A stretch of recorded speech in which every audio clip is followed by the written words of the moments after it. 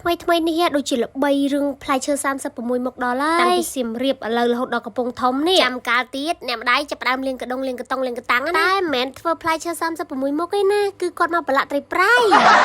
ហើយនេះគឺជាកូនត្រីដែលគាត់រកបានពីម្សិលមិញហើយប្រឡាក់អំបិលរួចហើយនៅឡាយតង្កលីងទេគាត់មិនទាន់ដាក់ដែលហៅថាផ្អួលហ្នឹងឯងឥឡូវនេះគាត់ចាប់ដើមវាល់បំបាយជា2កូនចាន់ដែកពីព្រោះបើសិនជាដាក់មួយចាន់ដែកវាច្រើនពេកអញ្ចឹងពិបាកក្នុងការជ្រាវអង្កលីងជាមួយនឹងកូនត្រីហ្នឹងហើយចំពោះការលាយហ្នឹងផងដែរគាត់អត់បានពាក់ស្រោមដៃទេប៉ុន្តែគាត់បានលាងសម្អាតដៃជាមួយនឹងសាប៊ូរួចហើយថ្ងៃហ្នឹងផងដែរគឺថាខ្ញុំអត់បានជួយអីទេក្រៅពីយកអង្ករលេងទៅកិនព្រោះថាខ្ញុំអត់ស្រួលខ្លួននោះងាកក្អកងាកអីចឹងណាមើលតែសក់ក្បាលទៅដឹងហើយខ្ញុំមុជទឹកក្តៅរហូតដល់ពេលអញ្ចឹងទៅសក់ខ្ញុំឡើងស្ងួតលើសំពងហើយបើនិយាយពីអារម្មណ៍ធ្វើការអីគឺថាខ្ញុំគ្មានអារម្មណ៍ក្នុងខ្លួនទេរៀងលក្ខណៈខ្សោះណាឥឡូវនេះម៉ែគាត់បានបំបាយកូនត្រីជា2ចាន់ដៃរួចរាល់ហើយបន្តមកទៀតគាត់ក៏ចាប់ផ្ដើមធ្វើការវាល់អង្ករលេងវិញម្ដងចំពោះកូនត្រីមួយពេត្រូនេះគាត់បានចំណាយអង្ករដើម្បីលេងធ្វើជាអង្ករលេងនឹងចំនួន7កំប៉ុងហើយខ្ញុំក៏បានសួរគាត់ដែរថាគេគិតមិនប្រឡាក់របៀបម៉េចគាត់ថារវាងត្រី6ចានគឺអំបិល1ចានអង្ករលេង1ចានហើយបើលើសតិចតួចគឺយើងថែមថយទៅតាមហ្នឹង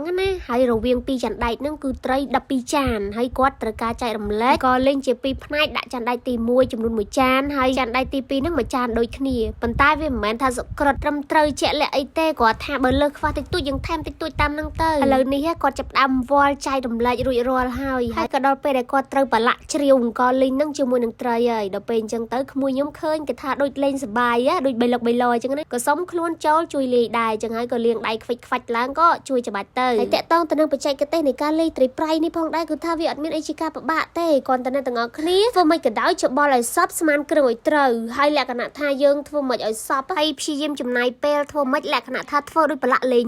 បើមិនអញ្ចឹងទេគឺគ្រឿងរបស់យើងអត់ចូលសពជាមួយនឹងកូនត្រីនឹងទេបើនិយាយពីការពីតូចវិញគ្រាន់តែឃើញទៅឆ្ងល់ថាមិនបានត្រីប្រៃនឹងពណ៌វាខ្មៅអញ្ចឹងឯងគេយកស្អីខ្លះទៅប្រឡាក់ពណ៌វាខ្មៅដូចដីភក់អញ្ចឹងតែដល់តែបានភ្លក់រសជាតិវិញគឺថាបំភ្លេចមិនបានតែម្ដងជាពិសេសនៅពេលដែលយើងលាយជាមួយត្រីហើយឬក៏ពងទាអញ្ចឹងណាដាក់ស្លឹកខ្ទឹមតិចហើយផ្ទាប់ជាមួយនឹងលក់គ្រប់មុខមានដូចជាសណ្តែកគួរត្រប់ពុតលំញងស្បៃរឿងយីរួមទៅឲ្យតែផ្ទាប់បានទាំងអស់គ្នាគឺឆ្ងាញ់រសជាតិបំភ្លេចមិនបានតែម្ដងហើយបើបានហូបជាមួយបាយកកទៀតរត់តែឆ្ងាញ់ទៀតអូយនិយាយឲ្យស្រក់ទឹកមាត់ត្មងណាហើយត្រីប្រៃនឹងផងដែរក៏គេយកទៅហូបជាមួយនឹងបំបុកបានដែរប៉ុន្តែបើសួរថាតើយើងគួរតែហូបត្រីប្រៃនឹងញឹកញាប់ទេ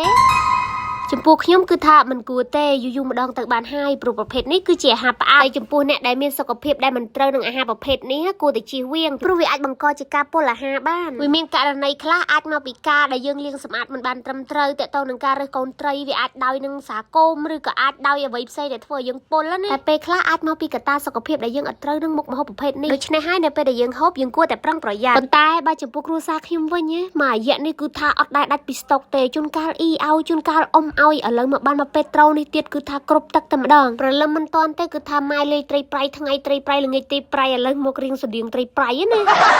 ឡូវនេះគាត់បានប្រឡាក់រួចរាល់ល្មមហើយគាត់ក៏បានរៀបចូលកដងដែលគាត់បានលាងណាពីដំបូងស្មានតែបានផ្លែឈើ36មុខឲ្យតាចុងក្រោយត្រីប្រៃអាដែរឥឡូវនេះគាត់រៀបទុកអញ្ចឹងគឺដើម្បីចែកឲ្យបងរបស់ខ្ញុំម្នាក់មកកំប៉ុងទៅជួយសំចៃកូនណាព្រលឹមឡើងបាយកកទៅកូន